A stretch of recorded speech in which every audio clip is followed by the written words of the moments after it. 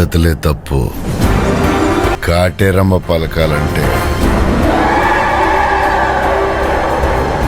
పశువులు సంతకు పోవాలా, అందులో బాగా ఒళ్ళు చేసి కొమ్ములు తిరిగిన పొట్టేల్ని పట్టాలా.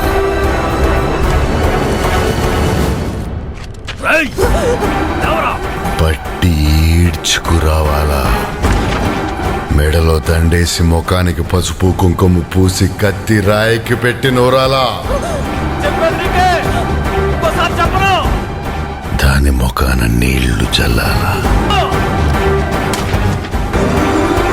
అది ఒళ్ళు జలధరించిన వెంటనే సంతకి పోనా